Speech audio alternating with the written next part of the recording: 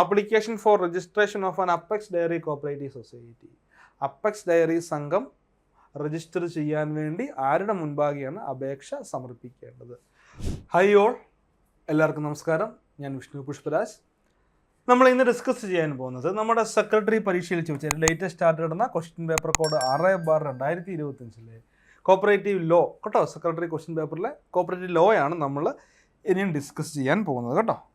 അപ്പോൾ ഇവിടെ പറയുന്നുണ്ട്, which of the following shall not be the area of operation of a PACS. താഴെ പറയുന്നതിൽ ഒരു പാക്സിൻ്റെ പ്രവർത്തന പരിധി അല്ലാത്തത് ഏതാണ്? ഓപ്ഷൻ എയിൽ പറയുന്നു വില്ലേജ്, ഓപ്ഷൻ ബി പറയുന്നു താലൂക്ക്, ഓപ്ഷൻ സിയിൽ പറയുന്നു പഞ്ചായത്ത്, ഓപ്ഷൻ ഡിയിൽ പറയുന്നു മുനിസിപ്പാലിറ്റി. ക്വസ്റ്റ്യൻ എന്താണ്? താഴെ പറയുന്നതിൽ പാക്സ് എന്ന് പറയാൻ എന്താണ് അർത്ഥം നോക്കുക? പ്രൈമറി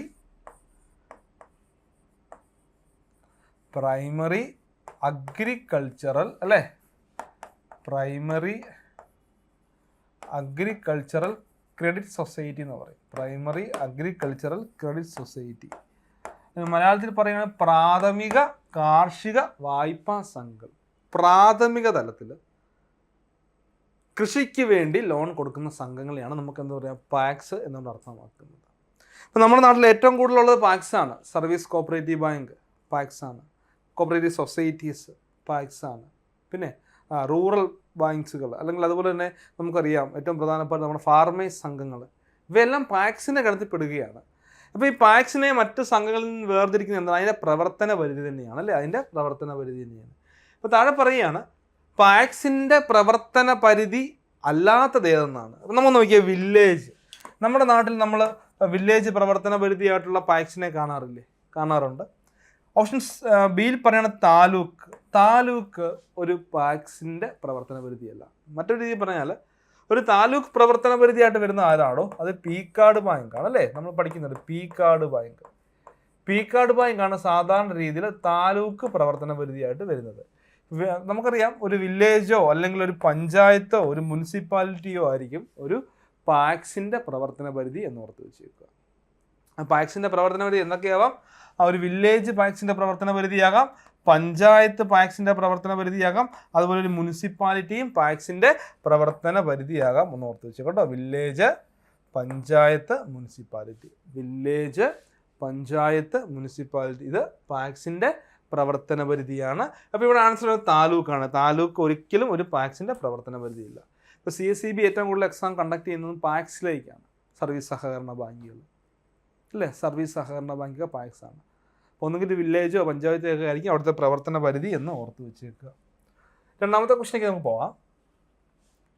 ഓക്കെ, രണ്ടാമത്തെ ക്വസ്റ്റ്യൻ ആണ്, dash is the authority liable to take decision to conduct election in a cooperative society. ഒരു സഹകരണ സംഘത്തിലെ ഇലക്ഷൻ നടത്താൻ തീരുമാനമെടുക്കുന്നത് ആരാണ്? ഏത് അതോറിറ്റി അല്ലെങ്കിൽ ഏത് അധികാരിയാണ്? താഴെ പറയുന്നതിൽ ഏത് അധികാരിയാണ് ഒരു സഹകരണ സംഘത്തിൽ നമുക്കിപ്പോൾ ഇലക്ഷൻ നടത്താം എന്നുള്ള തീരുമാനമെടുക്കുക? ഓപ്ഷൻ എയിൽ പറയുന്നു രജിസ്ട്രാർ, RCs ആണെന്ന് പറയുന്നുണ്ട്. ഓപ്ഷൻ ബി പറയുന്നു ഗവൺമെൻറ് ആണ് അല്ലേ? ഓപ്ഷൻ എ പറയുന്നു RCs അല്ലെങ്കിൽ രജിസ്ട്രാർ, ഓപ്ഷൻ ബിയിൽ പറയുന്നു ഗവൺമെൻറ്, ഓപ്ഷൻ സിയിൽ പറയാണ് സംഘത്തിൻ്റെ നിലവിലുള്ള മാനേജിംഗ് കമ്മിറ്റിയാണ് അടുത്ത ഇലക്ഷൻ നടത്താനുള്ള തീരുമാനമെടുക്കുന്നത്. ഓപ്ഷൻ ഡിയിൽ പറയുന്നു സംഘത്തിൻ്റെ പൊതുയോഗമാണ് ഇലക്ഷൻ നടത്തുന്നത്. ആരാണ് ഇലക്ഷൻ നടത്തുന്നത്? ആരാടോ? ആലോചിച്ച് നോക്കി. രജിസ്ട്രാർ വരുമോ? വരില്ല അല്ലേ? ഗവൺമെൻറ് വരുമോ? ഗവൺമെൻറ്റും വരില്ല. ജനറൽ ബോഡി വരില്ല. ജനറൽ ബോഡിയിലുള്ളവരാണ് ഇലക്ഷന് വോട്ട് നടത്തുന്നത് അല്ലേ? ജനറൽ ബോഡിയിലുള്ള സംഘത്തിൻ്റെ അംഗങ്ങളാണ് എന്ത് ചെയ്യുന്നത്? വോട്ട് നടത്തുന്നത്, വോട്ട് ചെയ്യുന്നതെന്ന് ഓർത്ത് വെച്ചു. പക്ഷേ ഇലക്ഷൻ നടത്താനുള്ള തീരുമാനം എടുക്കുന്നത് അത് സംഘത്തിൻ്റെ മാനേജിങ് കമ്മിറ്റി അല്ലെങ്കിൽ ഭരണസമിതിയാണ് കേട്ടോ. മാനേജിങ് കമ്മിറ്റി അല്ലെങ്കിൽ ഭരണസമിതിയാണെന്ന് ഓർത്ത് വെച്ചേക്കുക. സംഘത്തിൻ്റെ ഒരു ഭരണസമിതിയാണ് നമുക്ക് അടുത്ത ഇലക്ഷൻ നടത്താമെന്നുള്ള തീരുമാനം എടുക്കുന്നത്. നമുക്കറിയാം ഇലക്ഷൻ കയറി കഴിഞ്ഞാൽ ഒരു കമ്മിറ്റിയുടെ കാലാവധി എന്ന് പറഞ്ഞാൽ 5 years from the date of election ആണ് അല്ലേ? എന്നാണ് പറയുന്നത് 5 years from the date of election. 5 years from the date of election. അപ്പോൾ ഇലക്ഷൻ്റെ അന്ന് മുതൽ 5 വർഷത്തേക്കാണ് ഒരു സംഘത്തിലെ മാനേജിങ് കമ്മിറ്റിയുടെ കാലാവധി എന്ന് ഓർത്ത് വെച്ചത്. 5 വർഷം എന്ന് മുതലാണെന്ന് ചോദിക്കാം കേട്ടോ. 5 years from the date of election. ഇപ്പോൾ ഇലക്ഷൻ നടത്തി കഴിഞ്ഞാൽ അന്ന് മുതൽ 5 വർഷത്തേക്കായിരിക്കും ആ കമ്മിറ്റിയുടെ സംഘത്തിലെ കാലാവധി. ഇപ്പോൾ ഇവരുടെ കാലാവധി തീരുന്നതിന് 60 ദിവസം മുമ്പെങ്കിലും ഒരു മീറ്റിംഗ് കൂടണം. എന്താ പറയുക, 60 ദിവസം മുൻപെങ്കിലും, അറ്റ്ലീസ്റ്റ് 60 days എന്നാണ് പറയുക. 60 ദിവസം മുൻപെങ്കിലും ഒരു മീറ്റിംഗ് വിളിച്ച് ചേർത്തിട്ട് അവരെന്ത് ചെയ്യണം, അവർ ഒരു റെസല്യൂഷൻ പാസ്സാക്കണം കേട്ടോ. മീറ്റിംഗ് വിളിച്ച് ചേർത്തിട്ട് അവർ ഒരു റെസല്യൂഷൻ അല്ലെങ്കിൽ പ്രമേയം എന്ന് പറയും അല്ലേ, അവർ ഒരു റെസല്യൂഷൻ അല്ലെങ്കിൽ പ്രമേയം പാസ്സാക്കണം. ഇലക്ഷൻ എന്ന് നടത്തണം, ഏത് സ്ഥലത്ത് വെച്ച് നടത്തണം, ഏത് സമയം, അങ്ങനെ അതുമായി ബന്ധപ്പെട്ട കാര്യങ്ങളൊക്കെ ഉൾപ്പെടുത്തിക്കൊണ്ട് ഒരു പ്രമേയം പാസ്സാക്കണം. ആരാ? മാനേജിങ് കമ്മിറ്റിയാണ് അതിന്മേൽ തീരുമാനം എടുക്കുന്നത് ഓർത്ത് വെച്ചേക്കും. ഓക്കെ, നെക്സ്റ്റ് ക്വസ്റ്റ്യൻ നോക്കാം. ഡാഷ് എന്താ പറയുക, serve a demand notice to the defaulter immediately before the attachment of immovable property. അപ്പോൾ നമ്മൾ അറ്റാച്ച് ചെയ്യുന്നതിന് മുൻപ് അല്ലേ, പിടിച്ചെടുക്കുന്നതിന് മുൻപായിട്ട് ഒരു ഡിഫോൾട്ടർ, ഒരു കുടിശ്ശികക്കാരൻ്റെ, അവനിപ്പോൾ ഒരു സ്ഥലം ഈട് വെച്ച് നമ്മുടെ സംഘത്തിൽ നിന്ന് ലോൺ എടുത്തു. എന്ത് ചെയ്യും, നമ്മൾ അവസാനം പൈസ അടയ്ക്കുന്നില്ലെങ്കിൽ അത് അറ്റാച്ച് ചെയ്യും. വേറെ മാർഗ്ഗമൊന്നുമില്ല, അറ്റാച്ച് ചെയ്യും അല്ലേ. ഇപ്പോൾ ഇവിടെ പറയുകയാണ് അറ്റാച്ച് ചെയ്യുന്നതിന് തൊട്ട് മുമ്പാണ്, defaulter immediately before the attachment of immovable property. അവൻ്റെ ഇമ്മൂവബിൾ പ്രോപ്പർട്ടി അറ്റാച്ച് ചെയ്തതിന് തൊട്ട് മുൻപായിട്ട് എന്ത് ചെയ്യും, നമ്മൾ ഒരു ഡിമാൻഡ് നോട്ടീസ് കൊടുക്കും അല്ലേ. ഓക്കെ, ഡിഫോൾട്ടർക്ക്. അപ്പം ആരാണ് ഈ ഡിമാൻഡ് നോട്ടീസ് ആ ഡിഫോൾട്ടർക്ക് നൽകുന്നതെന്നാണ് ചോദ്യം. ഓപ്ഷൻ എയിൽ പറയുന്നു ഡിഗ്രി ഹോൾഡർ, ഓപ്ഷൻ ബി പറയുന്നു സെയിൽ ഓഫീസർ, ഓപ്ഷൻ സിയിൽ പറയുന്നു ആർബിട്രേഷൻ കോടതി, ഓപ്ഷൻ ഡിയിൽ പറയുന്നു സിവിൽ കോടതി. ആരായിരിക്കും? ഡിഗ്രി ഹോൾഡർ വരില്ല, സെയിൽ ഓഫീസർ അല്ലേ. കേട്ടപ്പോൾ തന്നെ പകുതി ആൾക്കാരും മനസ്സിൽ പറഞ്ഞു അല്ലേ, സാറേ അതിൻ്റെ ഉത്തരം സെയിൽ ഓഫീസറാണ് അല്ലേ, സെയിൽ ഓഫീസറാണെന്ന് ഓർത്ത് വെച്ച്. ഓക്കെ, സെയിൽ ഓഫീസറാണ് ആ ഒരു ഡിമാൻഡ് നോട്ടീസ് അവിടെ നൽകുന്നത് ഓർത്ത് വെച്ചേക്കുക. അടുത്ത ക്വസ്റ്റ്യൻ ആണ്, dash shall sign in the application for registration of a cooperative society on behalf of another society. Okay, അപ്പോൾ ഇവിടെ നമ്മൾ മനസ്സിലാക്കണം, സംഘത്തിൻ്റെ രജിസ്ട്രേഷനുമായി ബന്ധപ്പെട്ട കാര്യമാണ് ഇവിടെ ഡിസ്കസ് ചെയ്യുന്നത് അല്ലേ. സംഘത്തിൻ്റെ രജിസ്ട്രേഷനുമായി ബന്ധപ്പെട്ട കാര്യമാണ് നമ്മൾ ഇവിടെ സംഘം രജിസ്ട്രേഷനുമായി ബന്ധപ്പെട്ട കാര്യങ്ങളാണ് ഇവിടെ ഡിസ്കസ് ചെയ്യുന്നത്. അപ്പോൾ നമുക്കറിയാം, സംഘം രജിസ്റ്റർ ചെയ്യാൻ മിനിമം എത്രയാണ്, 25 കുറയാത്ത, not less than 25 members, not less than 25 members from different family. അപ്പോൾ വ്യത്യസ്ത ഫാമിലിയിൽ നിന്നുള്ള 25 കുറയാത്ത അംഗങ്ങൾ ഉണ്ടായിരിക്കണം എന്തിന്, സംഘം രജിസ്റ്റർ ചെയ്യാൻ.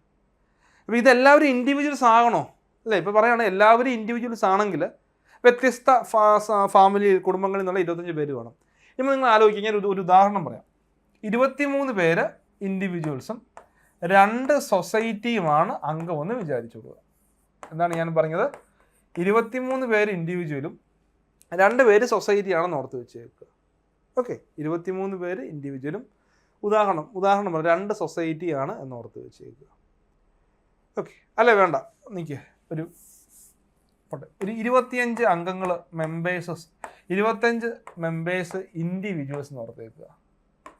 25 പേര് ഇൻഡിവിജ്വൽസും അതിനോടൊപ്പം തന്നെ 2 സൊസൈറ്റിയും കൂടെ ഈ സംഘം രജിസ്റ്റർ ചെയ്യാനുള്ള അപേക്ഷയിൽ സൈൻ ചെയ്യാൻ പോവുകയാണേ.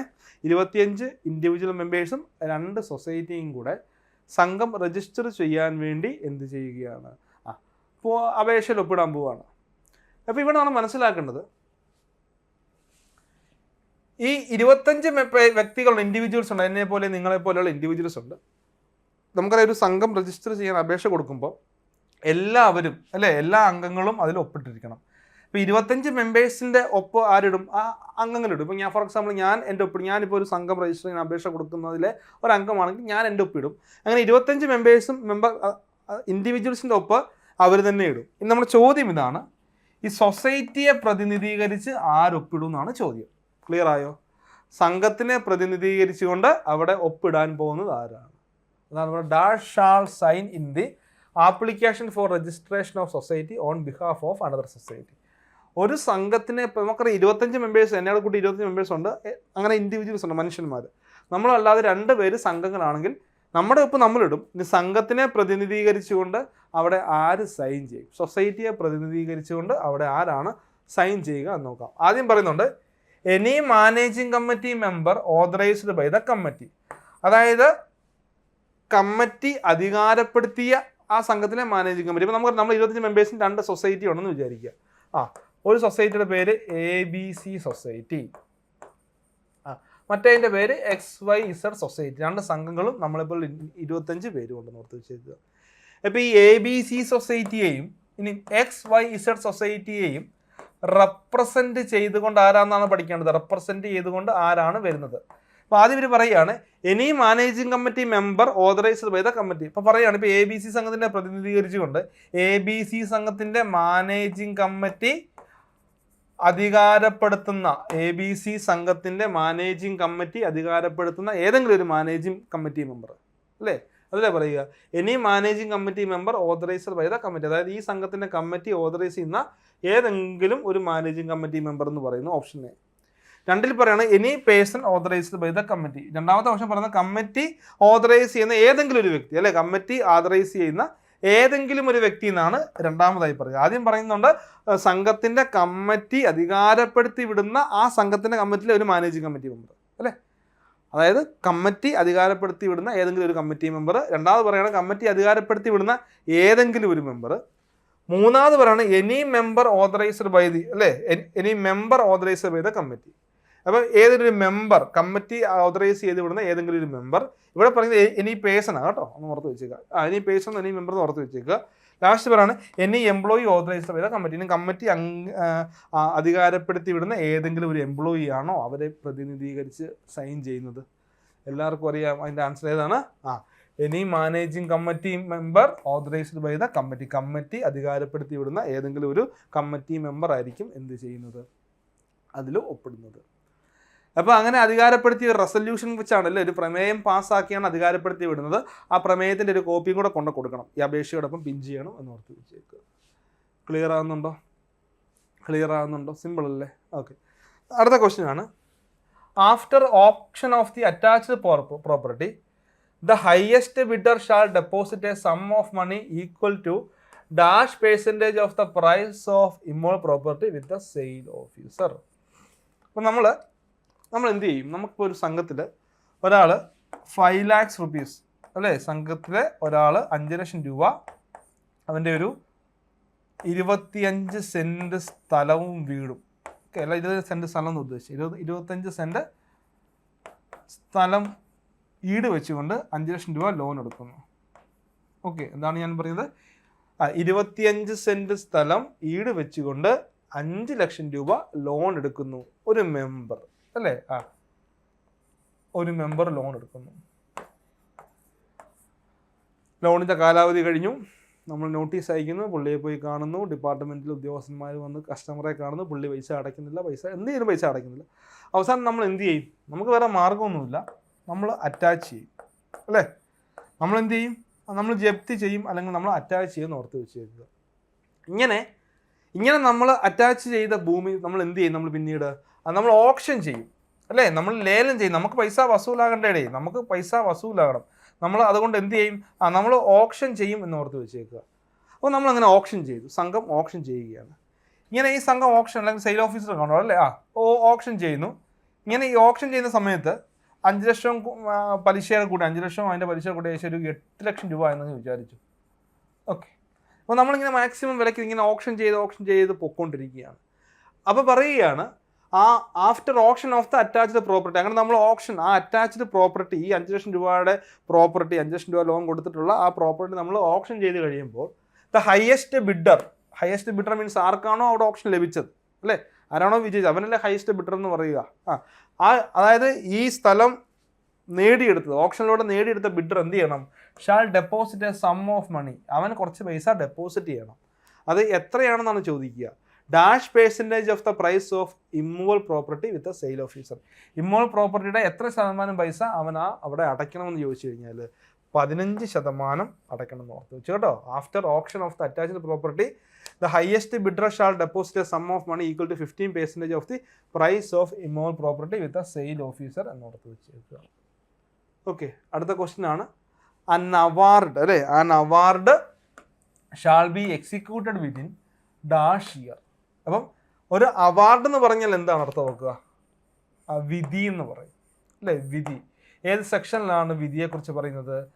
സെക്ഷൻ 17 അവാർഡ് വിധികളെക്കുറിച്ച് പറയുന്നത്. ഇപ്പോൾ ഡിസ്പ്യൂട്ടുകളിലാണ് സാധാരണ വിധി പ്രഖ്യാപിക്കുന്നത്. അത് മോണിറ്ററി ആയിക്കോട്ടെ നോൺ മോണിറ്ററി ഡിസ്പ്യൂട്ട് ആയിക്കോട്ടെ വിധി പ്രഖ്യാപിക്കുന്നു. സെക്ഷൻ 70 പ്രകാരം വിധി പ്രഖ്യാപിക്കുന്നു. അപ്പോൾ അങ്ങനെ ആ പ്രഖ്യാപിച്ച വിധി അല്ലേ, ആ വിധി എന്ത് ചെയ്യണം? എത്ര നാളുകൾക്കാകുമായിട്ട് എക്സിക്യൂട്ട് ചെയ്യണം, വിധി നടപ്പാക്കണം. An award shall be executed within dash years. എത്ര വർഷത്തിനകമായിട്ട് വിധി നടപ്പാക്കണം? ഓപ്ഷൻ എയിൽ പറയുന്നു 3 വർഷം, ഓപ്ഷൻ ബിയിൽ പറയുന്നു 5 വർഷം, ഓപ്ഷൻ സിയിൽ പറയുന്നു 7 വർഷം, ആൻഡ് ഓപ്ഷൻ ഡിയിൽ പറയുന്നു 12 വർഷം. അപ്പോൾ എത്ര വർഷത്തിനകമായിട്ട് വിധി നടപ്പാക്കണം എന്ന് ഓർത്ത് വെച്ചേക്കുക. എന്താണ് award shall be executed within 12 years എന്ന് ഓർക്കുക കേട്ടോ. 12 വർഷത്തിനകമായിട്ട് വിധി പ്രഖ്യാപിച്ച് 12 വർഷത്തിനകമായിട്ട് ആ വിധി നടപ്പാക്കണം എന്ന് ഓർത്തിച്ചേക്കുക കേട്ടോ. വിധി പ്രഖ്യാപിച്ച് 12 വർഷത്തിനകമായിട്ട് ആ വിധി നടപ്പാക്കിയിരിക്കണം. അടുത്ത ക്വസ്റ്റ്യൻ നമുക്ക് നോക്കാം അല്ലേ. Okay, application for registration of an apex dairy cooperative society shall be submitted to dash അല്ലേ. അതായത് ഒരു apex application for registration of an apex dairy cooperative society, ഒരു അപ്പെക്സ് ഡയറി കോപ്പറേറ്റീവ് സൊസൈറ്റി രൂപീകരിക്കാൻ വേണ്ടി രജിസ്ട്രേഷന് വേണ്ടി ആരുടെ മുൻപാകെയാണ് നമ്മൾ അപേക്ഷ സമർപ്പിക്കേണ്ടത്? നോക്കുക, application for registration of an apex dairy cooperative society, apex dairy സംഘം രജിസ്റ്റർ ചെയ്യാൻ വേണ്ടി ആരുടെ മുൻപാകെയാണ് അപേക്ഷ സമർപ്പിക്കേണ്ടത്? ഓപ്ഷൻ എയിൽ പറയുന്നു രജിസ്ട്രാർ ഓഫ് കോഓപ്പറേറ്റീവ് സൊസൈറ്റി അല്ലേ, RCCന്റെ മുൻപാകെ. ഓപ്ഷൻ ഡിയിൽ പറയുന്നു ഡയറക്ടർ ഓഫ് ഇൻഡസ്ട്രീസിന് ഡയറക്ടറിന് മുൻപാകെ. ഓപ്ഷൻ സിയിൽ പറയുന്നു ഡയറക്ടർ ഓഫ് ഡയറി അല്ലേ, ഡയറി ഡിപ്പാർട്ട്മെന്റ് ഡയറക്ടർ ഉണ്ട്, അദ്ദേഹത്തിന്റെ മുൻപാകെ. ഓപ്ഷൻ ഡിയിൽ പറയുന്നു ഇവ ആരിലും അല്ല, നൺ ഓഫ് ദിസ് എന്ന് വരിക. ഓർത്ത് ഏതാണ്? Application for registration of an apex dairy cooperative society shall be submitted to the option A registrar of cooperative society. Option B പറയുന്നു ഡയറക്ടർ ഓഫ് ഇൻഡസ്ട്രീസ്. ഓപ്ഷൻ സിയിൽ പറയുന്നു director of dairy. And option ഡിയിൽ പറയുന്നു ഇവയാരുമല്ല. ഏതാണ് അവൻ്റെ answer വരുന്നത്? Director of diary ആണ് കേട്ടോ. ഡയറക്ടർ ഓഫ് ഡയറി എന്ന് ഓർത്ത് വെച്ചേക്കുക. Director of diary. ഇനി ഒരു കാര്യം മനസ്സിലാക്കണം, ഏത് ടൈപ്പ് സംഘങ്ങളായിക്കോട്ടെ, ഇപ്പോൾ ഡയറി ആണെങ്കിൽ അതിൻ്റെ രജിസ്ട്രേഷനുമായി ബന്ധപ്പെട്ട് നമ്മൾ ഡയറക്ടർ ഓഫ് ഡയറി ആണ്, അവർക്ക് ഡിപ്പാർട്ട്മെൻ്റ് ഉണ്ട്. എന്നാൽ ഓഡിറ്റോ എന്തിൻ്റെ ആണെങ്കിലും ഓഡിറ്റ് നടത്തുന്നത് നമ്മുടെ കോപ്പറേറ്റീവ് ഡിപ്പാർട്ട്മെൻറ്റിൽ നിന്നായിരിക്കും കേട്ടോ. നമ്മുടെ ഡയറക്ടർ ഓഫ് കോപ്പറേറ്റീവ് ഓഡിറ്റ് ആയിരിക്കും എന്ത് ചെയ്യുക? ഓഡിറ്റ് നടത്തുന്നതെന്ന് ഓർത്ത് വെച്ചേക്കുക. അത് ഒന്ന് ഓർത്ത് വെച്ചേക്കുക. ഓഡിറ്റ് നമ്മളാണ് കണ്ടക്ട് ചെയ്യുന്നതെന്ന് ഓർത്ത് വെച്ചേക്കുക. അടുത്ത question, dash shall have a power to regulate the working of a society. അപ്പോൾ ഇത് വരുന്ന എവിടെയാണെന്ന് ചോദിച്ചാൽ നമുക്ക് പഠിക്കാനുണ്ട്. Cooperative societies to be body corporate എന്ന് പറഞ്ഞ് നമുക്ക് ആദ്യ ഭാഗത്ത് പഠിക്കാനുണ്ട് അല്ലേ. Cooperative societies to body corporate, അതായത് ഒരു സംഘം രജിസ്റ്റർ ചെയ്യുന്നതോടെ അതൊരു ആർട്ടിഫിഷ്യൽ പേഴ്സൺ ആകുകയാണെന്ന് പറയുന്നുണ്ട് അല്ലേ. ഒരു സംഘം രജിസ്റ്റർ ചെയ്യുന്നതോടെ അതൊരു ആർട്ടിഫിഷ്യൽ പേഴ്സൺ ആണെന്ന് പറയുന്നുണ്ട്. നിയമത്തിൻ്റെ ലോകത്ത് താമസിക്കുന്ന, സ്വന്തമായിട്ട് സ്ഥലം പ്രോപ്പർട്ടി കൈവശം വെക്കാവുന്ന, കേസ് ഫയൽ ചെയ്യാൻ പറ്റുന്ന, അല്ലെങ്കിൽ ഒരു കേസ് വന്നെങ്കിൽ ആ കേസിനെ ഡിഫെൻഡ് ചെയ്യാൻ പറ്റുന്ന, കോൺട്രാക്റ്റുകളിൽ ഏർപ്പെടാൻ പറ്റുന്ന ഒരു ആർട്ടിഫിഷ്യൽ പേഴ്സൺ എന്നാണ് നമ്മൾ എന്തിനെ വിശേഷിപ്പിക്കുന്നത്? സഹകരണ സംഘങ്ങളെ വിശേഷിപ്പിക്കുന്നത്. ഒരു സംഘം രജിസ്റ്റർ ചെയ്യുന്നതോടെ അതൊരു ബോഡി ഓഫ് കോർപ്പറേറ്റ് അല്ലെങ്കിൽ ഒരു ആർട്ടിഫിഷ്യൽ പേഴ്സൺ അങ്ങനെ പറയാം അല്ലേ. ഇൻഡിവിജ്വൽ അല്ല, നമ്മളെപ്പോലെ ഹ്യൂമൻ ബീയിങ് അല്ല, പക്ഷേ അതൊരു പേഴ്സണായി മാറുകയാണെന്ന് പറയുന്നുണ്ട്. അത് പറയുകയാണ്. പക്ഷേ അവിടെ തന്നെ അവർ വീണ്ടും പറയുന്നുണ്ട്, എന്നിരുന്നാലും എന്താണ് പറയുക? സംഘത്തിൻ്റെ അതൊരു വ്യക്തിയാണ്, അതിന് സ്വന്തമായിട്ട് കോൺട്രാക്റ്റ് ഏർപ്പെടാം, അതിന് കേസ് വന്നാൽ കേസ് നേരിടാം, കേസ് ഫയൽ ചെയ്യാം, എന്ത് കാര്യങ്ങളും ചെയ്യാം, പ്രോപ്പർട്ടി കൈവശം വെക്കാം. പക്ഷേ പറയുന്നുണ്ട് അവരുടെ പ്രവർത്തനങ്ങളെ റെഗുലേറ്റ് ചെയ്യാനുള്ള, ആ സംഘത്തിൻ്റെ വർക്കിങ്ങിനെ, ആ സംഘത്തിൻ്റെ പ്രവർത്തനങ്ങളെ റെഗുലേറ്റ് ചെയ്യാനുള്ള അതോറിറ്റി അല്ലെങ്കിൽ പവർ ആർക്കൊക്കെ ഉണ്ട്? ഓപ്ഷൻ എയിൽ പറയുന്നു രജിസ്ട്രാർക്ക് ഉണ്ടല്ലേ. ഓപ്ഷൻ ബി പറയുന്നു വിജിലൻസ് ഓഫീസറിനുണ്ടോ? ഇല്ല. ഓപ്ഷൻ സി പറയുന്നു ഗവൺമെൻറ്റിനും ഉണ്ട്. അപ്പോൾ ഇവിടെ ആൻസർ ഏതാണ് വരിക? ഇവിടെ answer both A and C എന്ന് ഓർത്ത് വെച്ചേക്കുക. Both government and registrar shall have the power to regulate the working of the society. സംഘത്തിൻ്റെ പ്രവർത്തനങ്ങളെ വിശകലനം ചെയ്യാനും സംഘത്തിൻ്റെ പ്രവർത്തനങ്ങളെ എന്താ പറയുക റെഗുലേറ്റ് ചെയ്യാൻ നിയന്ത്രിക്കാനുമുള്ള അധികാരം ആർക്കുണ്ടെന്ന് ഓർത്ത് വെച്ചേക്കുക? നമ്മുടെ രജിസ്ട്രാറിനുമുണ്ട്, അതോടൊപ്പം ഗവൺമെൻറ്റിനും ഉണ്ടെന്ന് ഓർത്ത് വെച്ചേക്കുക.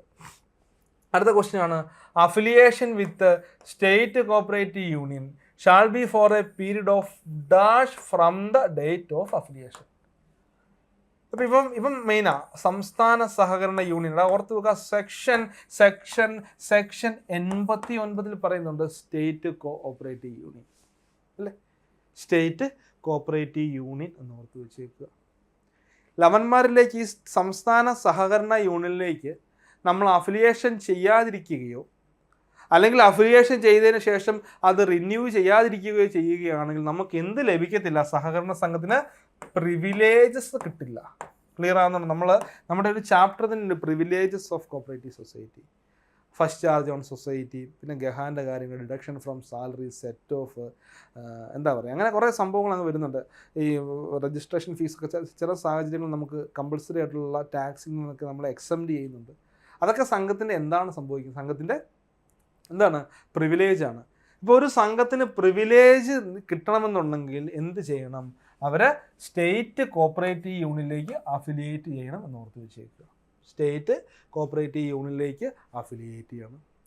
അപ്പോൾ സ്റ്റേറ്റ് കോപ്പറേറ്റീവ് യൂണിയനിലേക്ക് അഫിലിയേറ്റ് ചെയ്യുമ്പോൾ എന്നാണ് അഫിലിയേറ്റ് ചെയ്യുന്നതെന്ന് ചോദിച്ചു കഴിഞ്ഞാൽ സംഘത്തിൻ്റെ രജിസ്ട്രേഷൻ കഴിഞ്ഞ് 6 മാസത്തിനകമായിട്ട് കേട്ടോ, 6 മാസത്തിനകമായിട്ട് നമ്മൾ സ്റ്റേറ്റ് കോപ്പറേറ്റീവ് യൂണിയനിലേക്ക് നമ്മൾ അഫിലിയേറ്റ് ചെയ്യണം. 6 മാസത്തിനകമായിട്ട് നമ്മൾ സ്റ്റേറ്റ് കോപ്പറേറ്റീവ് യൂണിയനിലേക്ക് അഫിലിയേറ്റ് ചെയ്യണം.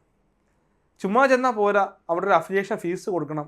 അത് നമ്മുടെ പേര് ക്യാപിറ്റലിൻ്റെ അടിസ്ഥാനത്തിലായിരിക്കും, നമ്മൾ ഷെയർ ക്യാപിറ്റലിൻ്റെ അടിസ്ഥാനത്തിലായിരിക്കും നമ്മൾ അഫിലിയേഷൻ ഫീസ് അടച്ചാണ് സ്റ്റേറ്റ് കോപ്പറേറ്റീവ് യൂണിയനിലേക്ക് നമ്മൾ അഫിലിയേറ്റ് ചെയ്യുന്നതെന്ന് ഓർത്ത് വെച്ചേക്കുക. അപ്പോൾ ഞാൻ പറഞ്ഞു സംഘം രജിസ്റ്റർ ചെയ്ത് 6 മാസത്തിനകമായിട്ട് അഫിലിയേറ്റ് ചെയ്യണം സംസ്ഥാന സഹകരണ യൂണിയനിലേക്ക്. അങ്ങനെ അഫിലിയേറ്റ് ചെയ്തില്ലെങ്കിൽ നമുക്ക് പ്രിവിലേജ് കിട്ടത്തില്ല എന്ന് ഓർത്ത് വെച്ചേക്കുക.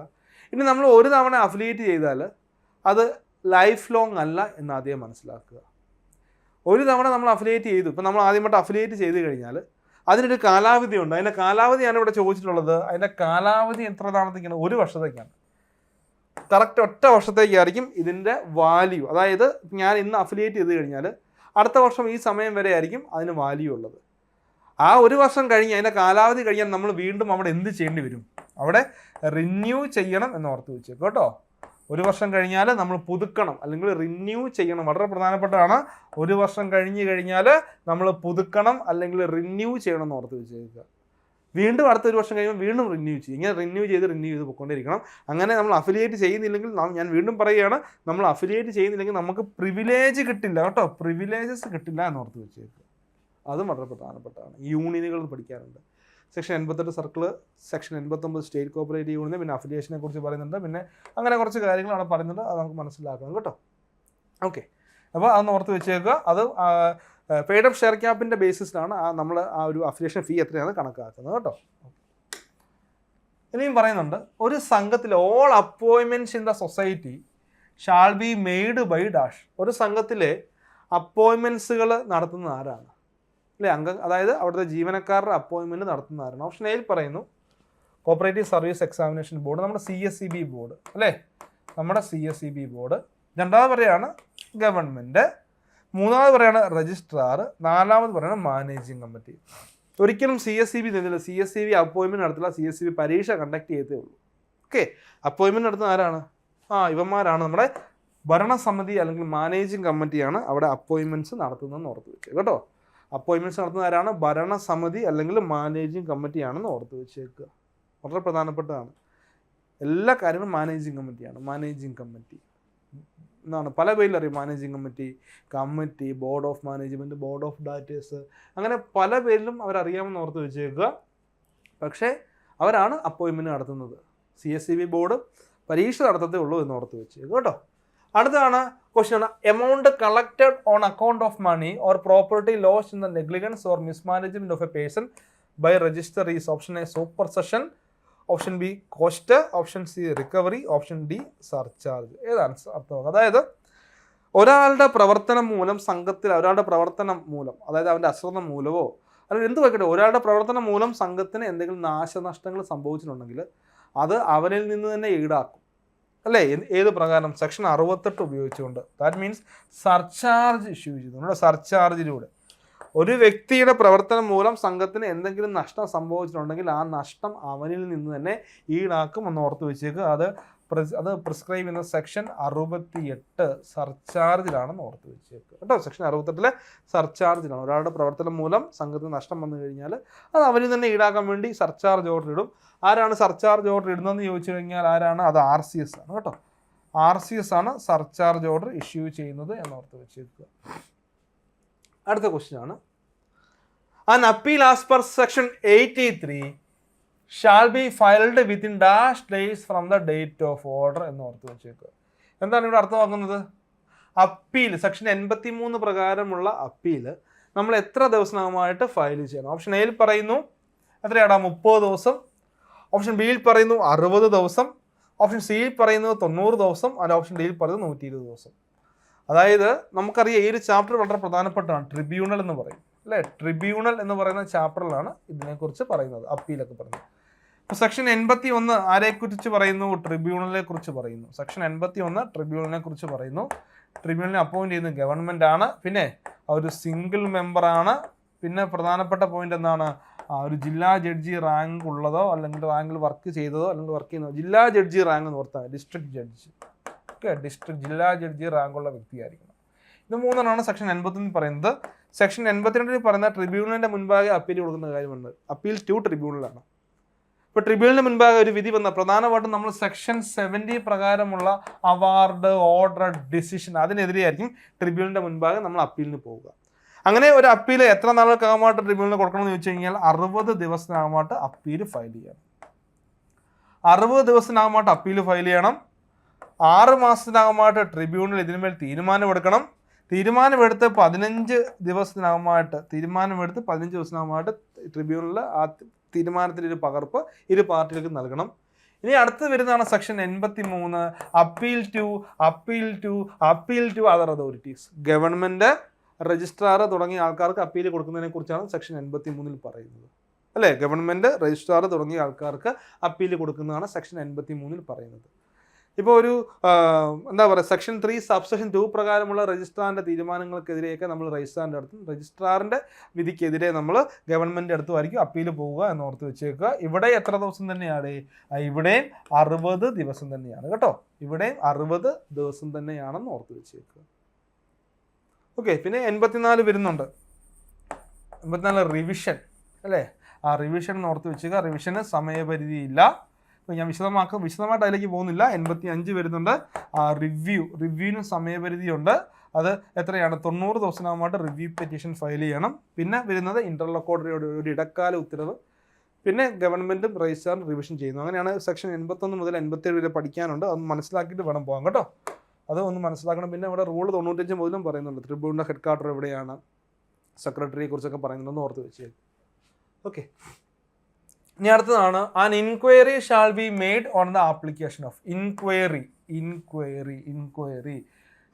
കുറിച്ച് പറയുന്ന വകുപ്പ് ഏതാണ്? ആ സെക്ഷൻ 65 ഇൻക്വയറിയെ കുറിച്ച് പറയുന്നത്. ആരാണ് ഇൻക്വയറി നടത്തുന്നത്? RCS ആണ്. ഇൻക്വയറി എത്ര നാൾ കൊണ്ട് കംപ്ലീറ്റ് ചെയ്യണം? 4 months കേട്ടോ. 4 മാസം കൊണ്ട് ഇൻക്വയറി കംപ്ലീറ്റ് ചെയ്യണം എന്ന് ഓർത്ത്. നേരത്തെ 6 ആയിരുന്നു, ഇപ്പോൾ 4 ആക്കി. ഇനി ആരുടെയൊക്കെ റിപ്പോർട്ടിന്മേൽ രജിസ്ട്രാറിന് ഇൻക്വയറി ഓർഡർ ഇടാമെന്ന് പറയുന്നുണ്ട്. ഒന്നെങ്കിൽ രജിസ്ട്രാർ സ്വമേധയാ ഇൻക്വയറി നടത്താം, അല്ലെങ്കിൽ മറ്റാരെങ്കിലും കൊണ്ട് ഇൻക്വയറി നടത്തിപ്പിക്കാം. അപ്പോൾ ആരുടെയൊക്കെ അപേക്ഷയിന്മേലാണ്? ഓപ്ഷൻ എ ഫിനാൻസിംഗ് ബാങ്കിൻ്റെ അപേക്ഷയിൽ നമ്മുടെ രജിസ്ട്രാർ ഇൻക്വയറി ഓർഡർ ഇഷ്യൂ ചെയ്യും അല്ലേ? പിന്നെയാണ് അപ്പെക്സ് സംഘത്തിൻ്റെ കാര്യങ്ങൾ, അഫിലിയേറ്റഡ് സംഘം, ഇവരുടെ എല്ലാം ഫിനാൻസിംഗ് ബാങ്ക് ആയിക്കോട്ടെ, അപ്പെക്സ് സൊസൈറ്റി ആയിക്കോട്ടെ, അഫിലിയേറ്റഡ് സംഘം ആയിക്കോട്ടെ അല്ലേ, അഫിലിയേറ്റഡ് സൊസൈറ്റി ഏത് സംഘത്തിലേക്കാണോ അഫിലിയേറ്റ് ചെയ്തിട്ടുള്ളത് അല്ലേ, അവരുടെയൊക്കെ അപേക്ഷയിന്മേൽ എന്ത് ചെയ്യും? രജിസ്ട്രാർ ഇൻക്വയറി ഓർഡർ ഇഷ്യൂ ചെയ്യും. ഓർത്ത് വെക്കുക. ഇവിടെ ആൻസർ ആയിട്ട് വരുന്നത് ഓൾ ഓഫ് ദിസ് ആണെന്ന് ഓർത്ത് വെച്ചേ കേട്ടോ. ഇവിടെ ആൻസർ ആയിട്ട് വരുന്നത് ഓൾ ഓഫ് ദിസ് ആണെന്ന് ഓർത്ത് വെച്ചേ. ആൻസർ ഓൾ ഓഫ് ദിസ് എന്ന് ഓർത്ത് വെച്ചേക്കുക. അടുത്ത ക്വസ്റ്റ്യൻ ആണ് cooperative ombudsmen shall be under the control of cooperative ombudsman അല്ലേ? എവിടെയാണ് പറയുന്നത്? സെക്ഷൻ 69A ഓംബുഡ്സ്മാനെ കുറിച്ച് പറയുന്നത്. ഓംബുഡ്സ്മാൻ ആരുടെ നിയന്ത്രണത്തിലായിരിക്കും? ഓപ്ഷൻ എയിൽ പറയുന്നു രജിസ്ട്രാർ, ഓപ്ഷൻ ബി പറയുന്നു ട്രിബ്യൂണൽ, ഓപ്ഷൻ സി പറയുന്നു ഗവൺമെൻറ്, ഓപ്ഷൻ ഡി പറയുന്നു കോടതി. ആരുടെയാണ്? നമ്മുടെ ഗവൺമെൻറ്റിൻ്റെ നിയന്ത്രണത്തിലായിരിക്കും എന്ന് ഓർത്ത് വെച്ചേക്കുക കേട്ടോ. ഗവൺമെൻറ്റിൻ്റെ നിയന്ത്രണത്തിലായിരിക്കും എന്ന് ഓർത്ത് വെച്ചേക്കുക. അടുത്ത ക്വസ്റ്റ്യൻ ആണ്, the term of office of the committee expired. അതായത് കമ്മിറ്റിയുടെ കാലാവധി കഴിഞ്ഞു and a new committee is not constituted, അല്ലേ? അപ്പോൾ നിലവിലുള്ള കമ്മിറ്റിയുടെ കാലാവധി കഴിഞ്ഞു, പക്ഷേ പുതിയ കമ്മിറ്റി അവിടെ കോൺസ്റ്റിറ്റ്യൂട്ട് ചെയ്തില്ലെങ്കിൽ അവിടെ ഒരു പുതിയ കമ്മിറ്റിയെ നോമിനേഷൻ ചെയ്യും. ഏത് സെക്ഷൻ പ്രകാരമാണ്? സെക്ഷൻ 28 വരുമോ? സെക്ഷൻ 28 വരത്തില്ല. സെക്ഷൻ 28 പറയുന്നത് എന്തിനെക്കുറിച്ചാണ്? ഇലക്ഷൻ്റെ കാര്യങ്ങളാണല്ലേ. അപ്പോയിൻമെൻറ്റ് ഓഫ് കമ്മിറ്റി അല്ലെങ്കിൽ എന്താ പറയുക, ആ കമ്മിറ്റിയുടെ തിരഞ്ഞെടുപ്പ്, അപ്പോയിൻമെൻറ്റ് ഓഫ് കമ്മിറ്റിയാണ് സെക്ഷൻ 28 വരിക. ഇലക്ഷൻ കണ്ടക്ട് ഓഫ് ഇലക്ഷൻ ഓർത്ത് വെച്ചേക്കുക, കമ്മിറ്റിയെ തിരഞ്ഞെടുക്കുക. സെക്ഷൻ 33 ആണോ? സെക്ഷൻ 27 പറയുന്നത് എന്താണ്? ആ സംഘത്തിൻ്റെ ഫൈനൽ അതോറിറ്റിയെ കുറിച്ചാണ്. സംഘത്തിൻ്റെ ഫൈനൽ അതോറിറ്റിയെ കുറിച്ചാണ് 27 പറയുക. 32 പറഞ്ഞ കമ്മിറ്റിയെ പിരിച്ചുവിടുന്ന കാര്യങ്ങളാണ്, സൂപ്പർ സീഡാണ്. അപ്പോൾ ഇവിടെ ആൻസർ വരുന്നത് ഏതാണ്? Section 33 appointment of new committee. നിലവിലുള്ള കമ്മിറ്റിയുടെ കാലാവധി കഴിഞ്ഞു, എന്നാൽ പുതിയ ഒരു കമ്മിറ്റി അവിടെ ചാർജ് എടുക്കുന്നില്ല, പുതിയ കമ്മിറ്റിയെ കോൺസ്റ്റിറ്റ്യൂട്ട് ചെയ്യുന്നില്ലെങ്കിൽ അവിടെ എന്ത് ചെയ്യും? ഒരു പുതിയ കമ്മിറ്റിയെ നോമിനേറ്റ് ചെയ്യും. സെക്ഷൻ 33 പ്രകാരം എന്നോർത്ത് വെച്ചേക്കുക.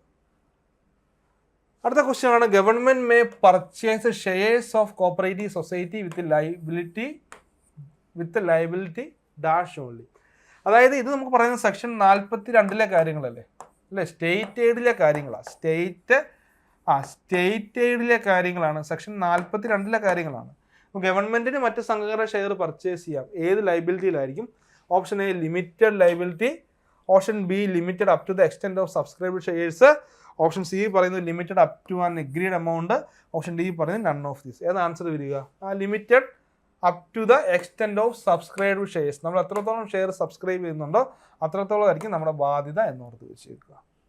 അപ്പം അത്യാവശ്യം സ്റ്റാൻഡേർഡ് ക്വസ്റ്റ്യൻ ആയിരുന്നു സെക്രട്ടറിയുടെ ക്വസ്റ്റ്യൻ പേപ്പറിലെ കോപ്പറേറ്റീവ് ലോ. അത്യാവശ്യം സ്റ്റാൻഡേർഡ് ആയിരുന്നു അല്ലേ? ഓക്കെ, നമ്മൾ ക്ലർക്കിനും അസിസ്റ്റൻറ്റ് സെക്രട്ടറിക്കൊക്കെ ഇച്ചിരി കൂടി ടൈറ്റായിട്ടുള്ള ക്വസ്റ്റ്യൻസുകൾ പ്രതീക്ഷിക്കാം കേട്ടോ. ഓക്കെ, ഇപ്പോൾ നമ്മൾ മറ്റൊരു കാര്യം കൂടെ അപ്ഡേറ്റ് ചെയ്യാൻ വരികയാണ്. നമ്മൾ എൻട്രിയിൽ എന്താണ്? നിലവിൽ ബാച്ചസ് റണ്ണിങ് ആണ്. നമ്മുടെ CSEB എക്സാമുമായി ബന്ധപ്പെട്ട ബാച്ചസ് റണ്ണിങ്ങിലാണ്. ഓക്കെ, സ്റ്റാർട്ട് ചെയ്തിട്ടുണ്ട്. അപ്പോൾ നമ്മളിവിടെ എല്ലാ കാര്യങ്ങളും നമ്മുടെ സിലബസ് കംപ്ലീറ്റ് ആയിട്ട് നമ്മൾ സിലബസ് റെക്കോർഡ് ചെയ്തിട്ടാണ് നിങ്ങൾക്ക് നൽകുന്നത് കേട്ടോ. റെക്കോർഡർ ക്ലാസ്സസ് ഉണ്ട്. നമ്മുടെ കോഴ്സിൻ്റെ ഫീച്ചേഴ്സ് എന്ന് പറയാം. റെക്കോർഡർ ക്ലാസ്സസ് കംപ്ലീറ്റ് സിലബസ് നമ്മൾ നമ്മുടെ ആപ്പിലേക്ക് റെക്കോർഡ് ചെയ്തിട്ടുണ്ട്. നിങ്ങൾക്ക് ആപ്പ് ലഭ്യമാകുന്നതാണ്. അതോടൊപ്പം തന്നെ നിങ്ങൾക്ക് ഡെയിലി ലൈവ് സെഷൻസ് ഉണ്ട് കേട്ടോ. ഡെയിലി നിങ്ങൾക്ക് ലൈവ് ക്ലാസ്സസ് ഉണ്ടെന്ന് ഓർത്ത് വെച്ചില്ല. റെക്കോർഡർ ക്ലാസ്സസ് ഉണ്ട്, അതോടൊപ്പം തന്നെ നിങ്ങൾക്ക് ലൈവ് ക്ലാസ്സസ് ഉണ്ട്. പിന്നെ നിങ്ങൾ ഡൗട്ട്സ് ക്ലിയർ ചെയ്യാൻ വേണ്ടി നിങ്ങൾക്ക് ഒരു പേഴ്സണൽ മെൻറ്ററിൻ്റെ ഒരു മെൻറ്റർ ഉണ്ടായിരിക്കും കേട്ടോ. മെൻറ്റർഷിപ്പ് സപ്പോർട്ട് ഉണ്ട്. ഓക്കെ, ഒരു മെൻറ്റർഷിപ്പ് പ്രോഗ്രാം നിങ്ങൾക്ക് മെൻറ്റർ ഉണ്ടായിരിക്കും. നിങ്ങളുടെ ഡൗട്ട്സുകൾ ക്ലിയർ ചെയ്യാൻ വേണ്ടി നിങ്ങൾക്ക് ഒരു മെൻറ്റേഴ്സ് ഉണ്ടായിരിക്കും. പിന്നെ നമുക്കറിയാം, നമ്മൾ പഠിക്കുന്നത് പോലെ തന്നെ ഏറ്റവും പ്രധാനമാണ് പരീക്ഷ എഴുതി നോക്കുന്ന കാര്യങ്ങൾ. എത്രത്തോളം പഠിച്ചു എന്നറിയാം. നമുക്ക് എക്സാംസുകൾ, മോഡൽ എക്സാംസുകൾ നമ്മൾ എഴുതി ഒരുപാട് എന്ത് ചെയ്യണം? വളരെ നല്ല രീതിയിൽ മോഡൽ എക്സാംസുകൾ എഴുതി നമ്മൾ പ്രാക്ടീസ് ചെയ്യണം. അപ്പോൾ അതുകൊണ്ട് തന്നെ നമ്മളുടെ എന്താണ് മോഡൽ എക്സാംസുകൾ നല്ല രീതിയിൽ ഇവിടെ നമ്മൾ മോഡൽ എക്സാംസുകൾ പ്രൊവൈഡ് ചെയ്യുന്നുണ്ട്. ഒരുപാട് എക്സാംസുകൾ ടോപ്പിക് വൈസ് ആയിക്കോട്ടെ, ഡെയിലി എക്സാംസുകളും വീക്ക്ലി എക്സാംസിലും മന്ത്ലി എക്സാംസിലും ഓരോ ടോപ്പിക്ക് കഴിയുമ്പോൾ എക്സാംസുകളൊക്കെ പ്രൊവൈഡ് ചെയ്യുന്നുണ്ട്. പിന്നെ നിങ്ങൾക്ക് പ്രോപ്പറായിട്ട് പഠിക്കാൻ പറ്റുന്ന രീതിയിലുള്ള PDF നോട്ട്സുകളും നമ്മുടെ ആപ്പിൽ അവൈലബിൾ ആണ്. ഓക്കെ, അപ്പോൾ നമ്മൾ എല്ലാ രീതിയിലും ഇതോടൊപ്പം തന്നെ കഴിഞ്ഞില്ല. ഇതോടൊപ്പം തന്നെ നിങ്ങൾ ലിസ്റ്റിലൊക്കെ വന്നു കഴിയുമ്പോൾ നിങ്ങൾക്ക് കംപ്ലീറ്റ് പാക്കേജാണ് ഇവിടെ. ഇൻ്റർവ്യൂവിന് വരെ സപ്പോർട്ട് നമ്മൾ പ്രൊവൈഡ് ചെയ്യുന്നതായിരിക്കും കേട്ടോ. ഇൻ്റർവ്യൂവിന് വരെ സപ്പോർട്ട് നമ്മൾ പ്രൊവൈഡ് ചെയ്യുന്നതായിരിക്കും.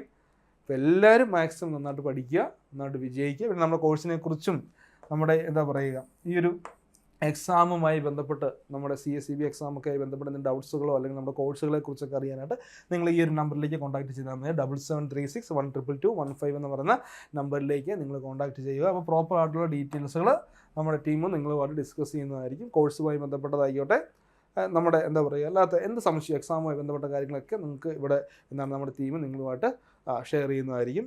അതോടൊപ്പം തന്നെ താഴെ നമ്മുടെ ഡിസ്ക്രിപ്ഷൻ ബോക്സിൽ നമ്മൾ ലിങ്ക് പ്രൊവൈഡ് ചെയ്തിട്ടുണ്ട് കേട്ടോ. അപ്പോൾ ആ ലിങ്കിൽ കൂടെ നോക്കിക്കഴിഞ്ഞാൽ ആ ലിങ്കിൽ കൂടെ നിങ്ങൾക്ക് രജിസ്റ്റർ ചെയ്യാവുന്നതാണ്. കാര്യങ്ങളൊക്കെ എന്താണ് നമ്മളോട് അപ്രോച്ച് ചെയ്യുന്നതാണ്.